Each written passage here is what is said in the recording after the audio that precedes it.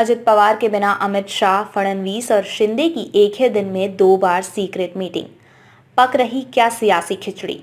एक दिन के दौरे पर मुंबई आए केंद्रीय गृह मंत्री और बीजेपी के वरिष्ठ नेता अमित शाह ने मुख्यमंत्री एकनाथ शिंदे और उप मुख्यमंत्री देवेंद्र फडणवीस के साथ 2 बार बंद कमरे के भीतर चर्चा की। सूत्रों से मिली खबर के मुताबिक शाह, फडणवीस और शिंदे के बीच पहले गुप्त मीटिंग देवेंद्र फडणवीस के घर पर हुई। यह तकरीबन 15 मिनट तक चली। उसके बाद राज्य सरकार के वीआईपी गेस्ट हाउस सह्याद्री में दूसरी बार तीनों नेताओं ने बंद कमरे में चर्चा की। खास बात यह है कि इस चर्चा में उप मुख्यमंत्री अजित पवार शामिल नहीं थे। केंद्रीय गृह मंत्री अमित शाह के मुंबई में होने के बावजूद अजित पवार अपने गृह नगर बारामती में थे। राजनीतिक जानकारों का कहना है कि अजित पवार के शाह की मौजूदगी से दूरी आगामी राजनीतिक घटनाक्रम का एक संकेत है। कहा जा रहा है कि तीनों नेताओं के बीच शिवसेना के 16 विधायकों की अपात्रता पर विधानसभा अध्यक्ष के समक्ष सोमवार से होने वाली सुनवाई को लेकर बातचीत हुई है।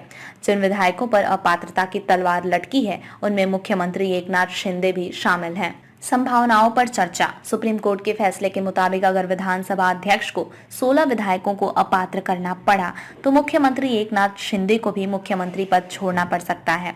अगर ऐसा हुआ तो अगली रणनीति क्या होगी? बता दें, इसी मामले में सलाह लेने के लिए पिछले शुक्रवार को विधानसभा अध्यक्ष राहुल नार्वेकर भी दिल्ली गए थे।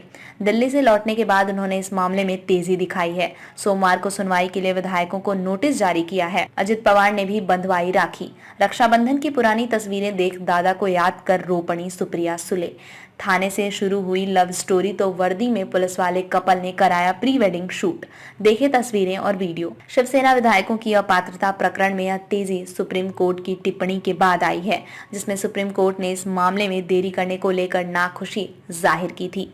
जानकारों का कहना है कि इसी पृष्ठभूमि में अमित शाह ने शिंदे और फडणवीस से एनसीपी के साथ सरकार में समन्वय पर भी चर्चा की है। लोकसभा चुनाव पर भी चर्चा। बीजेपी के एक भरोसेमंद सूत्र के मुताबिक तीनों नेताओं के बीच आगामी लोकसभा चुनाव को लेकर भी चर्चा हुई।